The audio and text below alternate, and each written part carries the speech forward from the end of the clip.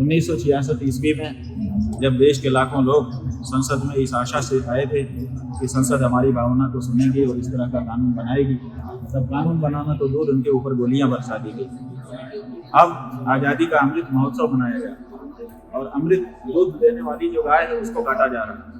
तो हम लोगों को चोट लग रही है कि अमृत महोत्सव हम कैसे मना सकते हैं जहाँ पर अमृत दूध देने वाली गाय काटी जाए। कहा जा रहा है कि देश में राम आ गए, तो राम के आने के बाद भी अगर गाय कटती रहेगी तो राम के आने का क्या फल होगा, ये बड़ा एक प्रश्न उपस्थित हुआ है। तो ऐसी परिस्थिति में और सबसे बड़ी बात ये है, अगर समय रहते हम लोग नहीं खड़े हुए तो हमारी जो रामा गौ, राष्ट्रमाता गौ जिसको हम कहते हैं, जो हमारी वेद लक्षणा गौ है, जिसका महात्म्य हमारे शास्त्रों में गाया है, जिसके लिए हमारे पूर्वजों ने बड़े बड़े बलिदान दिए, वो गाय सदा सदा के लिए समाप्त हो जाएगी। और आज के कानून की दृष्टि से भी अगर अपराध करने वाले का कोई सहयोग समर्थन करता है तो वो भी अपराधी होता है।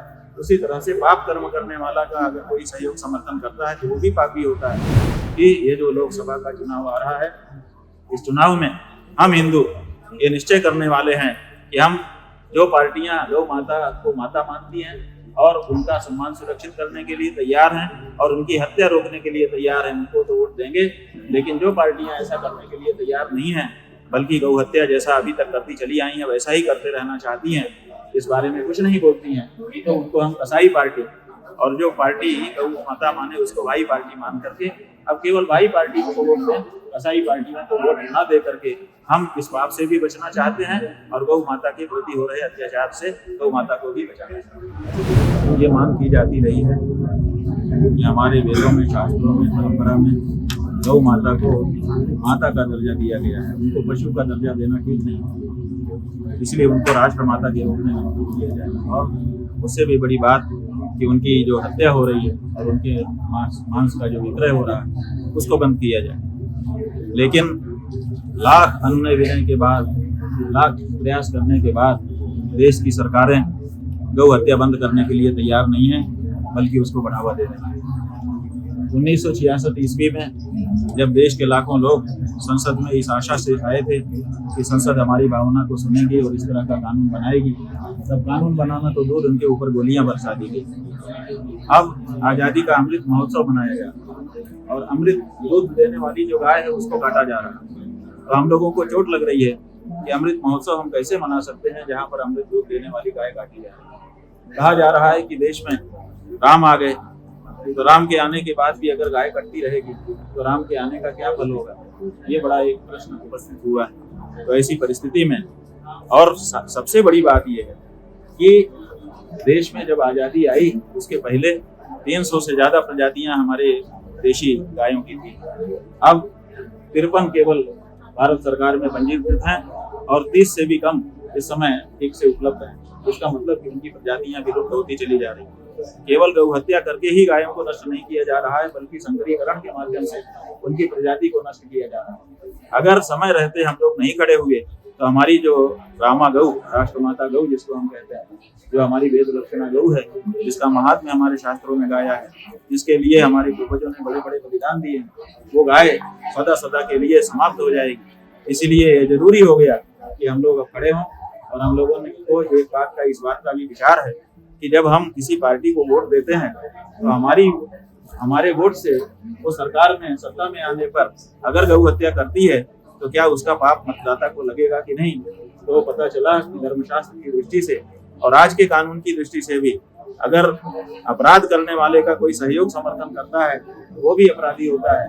उसी तरह से पाप कर्म करने वाला का अगर कोई सहयोग समर्थन करता है तो वो भी पापी होता है। तो हम मतदान दे करके सरकार बनाते हैं और सरकार गौ हत्या करती है, तो मतदान देने के कारण हम भी गौ हत्या के पापी हो रहे हैं। और इसीलिए हम हिंदुओं के जीवन में बहुत तरह से समस्याएं आ रही हैं। तो इन सब बातों पर विचार करने के बाद ये निश्चित किया गया है कि ये जो लोकसभा का चुनाव आ रहा है, इस चुनाव में हम हिंदू ये निश्चय करने वाले हैं कि हम जो पार्टियां गौ माता को माता मानती हैं और उनका सम्मान सुरक्षित करने के लिए तैयार हैं और उनकी हत्या रोकने के लिए तैयार हैं, उनको तो वोट देंगे।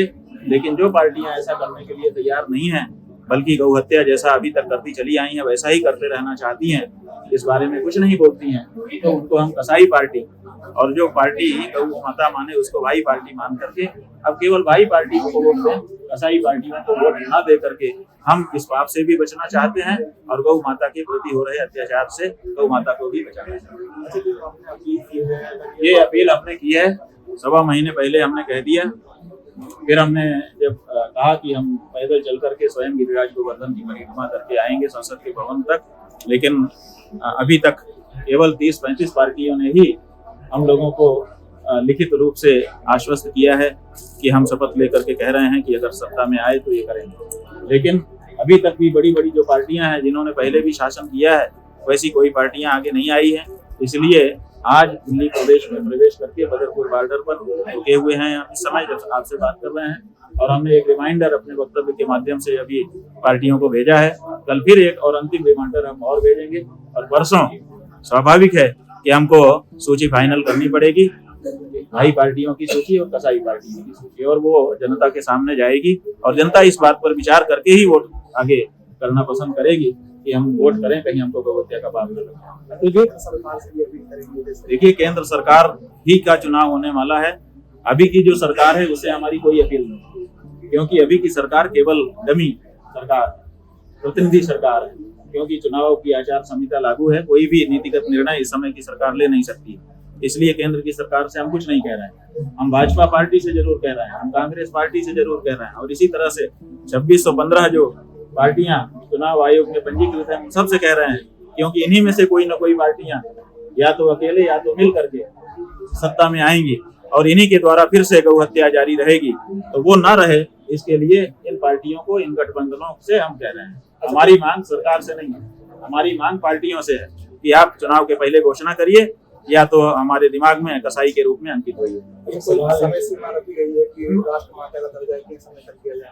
नहीं, ये तो कोई बात नहीं है। हमने ये कहा है कि जो नई सरकार बने वो संसद में शपथ ग्रहण करे, शपथ ग्रहण करने के बाद कार्यारंभ करे, और पहली बैठक में, पहली जो मंत्रिमंडल की पहले उनकी बैठक हो, मंत्रिमंडल की बैठक मंत्रिपरिषद की, उसमें या तो अध्यादेश जारी करें और बाद में कानून बनाएं, या तो सत्र जब संसद का आए तो उसमें पहला कानून यही बनना चाहिए। जो आपको पार्टियों ने स्वीकृति दी है उनमें से कोई राष्ट्रीय पार्टियों की जो सूची है अभी उसमें कोई राष्ट्रीय पार्टी नहीं है, पंजीकृत पार्टियां हैं, लेकिन क्या पता, अभी 3 दिन बाकी है, कौन पार्टियां आ जाएंगी पता नहीं है।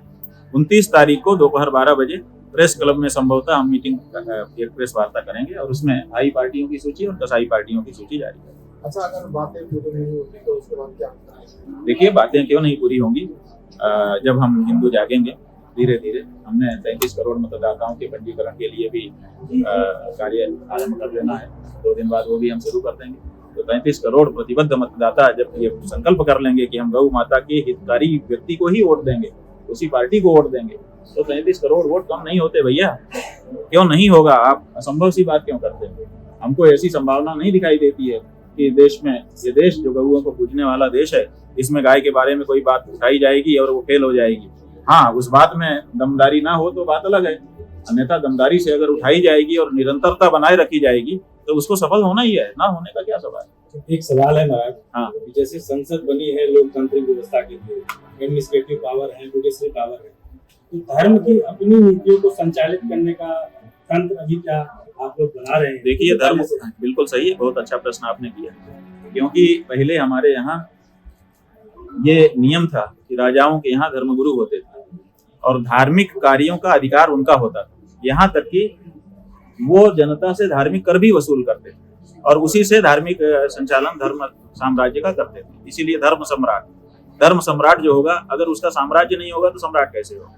तो धर्म सम्राट की पदवी हमारे यहाँ थी। इसका मतलब कि धर्म साम्राज्य था कोई, तो वो धर्मस्व लेते थे, धार्मिक कर लेते थे। आज भी धार्मिक कर लिया जाता है, लेकिन उसको राजाओं ने, माने आज की जो सत्ता है, उन्होंने धर्मस्व मंत्री बना दिए, मंत्रालय बना दिया है और उसके अंतर्गत उनको ले लेते हैं और लेकर के उसका राजनीतिक उपयोग करते हैं, धार्मिक बातें नहीं करते हैं। तो हम लोगों ने ये निश्चय किया है कि एक परम धर्म संसद की स्थापना हमारे पूज्य पाक ब्रह्मलीन गुरु जी महाराज ने कर दी थी। उसका सम्मेलन भी दिल्ली में बहुत जल्दी होने वाला है। पूरे विश्व से उसमें धर्मांसद उपस्थित होंगे और वो धर्म के निर्णय भी लेंगे। तो क्या आने वाले समय में योजना आयोग, नीति आयोग जैसा धर्म नीति आयोग को भारत में देखने को मिलेगा? निश्चित रूप से, क्योंकि धर्म का क्षेत्र बहुत बड़ा है। 30 लाख करोड़ का धार्मिक क्षेत्र में धन का आवागमन होता है, टर्नओवर होता है, और लाखों मंदिर हैं, लाखों पाठशालाएं हैं, हजारों मठ हैं, और प्रत्येक व्यक्ति किसी न किसी तरह से धर्म से जुड़ा हुआ है। कहीं ना कहीं उसको धर्म का तात्पर्य जानना होता है। हर व्यक्ति के मन में धार्मिक जिज्ञासाएं उत्पन्न होती हैं, उनकी धार्मिक समस्याएं आती हैं। उनका निराकरण करने के लिए कोई ना कोई ऐसा एक केंद्रीय स्थान धर्म का होना ही चाहिए, जहां से किसी भी व्यक्ति को छोटी से छोटी या बड़ी से बड़ी समस्या धार्मिक हो तो उसका समाधान उसको प्राप्त हो जाए। और इसी के लिए परम धर्म संसद 1008 की स्थापना की गई है और वो शीघ्र ही कार्य करना आरंभ करेगा और दिल्ली में ही परम धर्म संसद का आयोजन भी होने वाला है। क्योंकि भारत पर जो हमला किया गया शिक्षा नीति पर, उस समय कहा गया कि गुरुकुल नीति पर हमला किया गया, तो क्या अब गुरुकुल और गुरुकुल नीति वाली कोई शिक्षा योजना धर्म नीति से आप लोग लाने का प्रयास करेंगे? देखिए, बात यह है कि भारत को भारत अगर बनाए रखना है, अगर भारत को इंडिया बनाना है, इंडिया से संतोष नहीं होकर के न्यू इंडिया बनाना है, फिर और कोई नाम दे देना है, तो बात अलग है। अन्यथा भारत को अगर भारत बनाए रखना है तो स्वाभाविक है कि भारत में भारत की शिक्षा प्रणाली होनी चाहिए। और भारत की शिक्षा प्रणाली संसार की सबसे उत्तम शिक्षा प्रणाली है, क्योंकि यहाँ पर बच्चे की पढ़ाई का जो बोझ है वो अभिभावकों के ऊपर नहीं होता है। जो हमारे गुरुकुल की प्रणाली, उसमें गुरु जो है बच्चों को खाना पीना, रहना, चिकित्सा, वस्त्र सब दे करके और निःशुल्क पढ़ाता है और उसको योग्य बना देता है। और राजा हो चाहे रंग, सबका बच्चा एक ही गुरुकुल में जाकर के पढ़ता था। ऐसा आदर्श हमारे यहाँ था। सुदामा और कृष्ण दोनों एक ही जगह पे पढ़ते थे। तो ऐसी परिस्थिति में जो भारत की शिक्षा प्रणाली थी वो सबसे उत्तम प्रणाली थी। इसीलिए लॉर्ड मैकाले जब यहाँ पर आया और उसको कहा गया कि तुम अध्ययन करो, अध्ययन करके बताओ कि लंबे समय तक अंग्रेज यहाँ पर राज कैसे कर सकते हैं, तो उसने 3 वर्ष तक अध्ययन किया। उसने बहुत सारे सर्वे किए और उसने जो रिपोर्ट सौंपी है, इंटरनेट पर उपलब्ध है, आप उसको पढ़ सकते हैं। उसमें उसने बताया है कि भारत में अंग्रेज लंबे समय तक राज नहीं कर सकेंगे, क्योंकि यहाँ साक्षरता की दर कहीं तो 100% है और कहीं 97% है, कहीं 90% है, 90% के नीचे कहीं साक्षरता नहीं है। ये लॉर्ड मैकाले के प्रतिवेदन में विद्यमान तथ्य है। तो उसने ये बताया कि अगर यहाँ की गुरुकुल प्रणाली को नहीं तोड़ा गया तो अंग्रेजों का यहाँ राज करना संभव नहीं है। और इसीलिए जब उसने ये प्रतिवेदन भेजा तो इंग्लैंड की सरकार ने निर्णय किया कि भारत में ऐसा माहौल उत्पन्न किया जाए। तो उन्होंने यहाँ पर चर्चा शुरू करवाई। पूर्ववाद्य और पाश्चात्य विवाद जो 5 वर्ष तक चला, इस देश में डिबेट चलती रही, जैसे आजकल आपके टेलीविजन में डिबेट होती है कि पौर्वात्य शिक्षा अच्छी है कि पाश्चात्य शिक्षा है। और फिर बहुत सारे बड़े बड़े लोगों को, भारत के लोगों को भी उन्होंने मिला लिया और अंत में भारत की गुरुकुल शिक्षा प्रणाली को उन्होंने षड्यंत्र करके इल्लीगल घोषित किया और इंडियन एजुकेशन एक्ट बना दिया 1835। और उसके बाद से लेकर आज तक वही एक्ट जो अंग्रेजों का बनाया एक्ट था आज तक चलता आ रहा है। उसमें अमेंडमेंट तो हो रहे हैं, लेकिन एक्ट का जो मूल है वो नहीं बदला जा रहा है। और इसीलिए भारत में अंग्रेजियत बढ़ती चली जा रही है, अंग्रेजी बढ़ती चली जा रही है, भारतीयता समाप्त होती चली जा रही है। इसलिए भारत को भारत बनाए रखने के लिए आवश्यक है कि भारत की प्राचीन शिक्षा प्रणाली, गुरुकुल प्रणाली को पुनः जीवित किया जाए और उसके लिए भी हम लोग चेष्टा कर रहे हैं।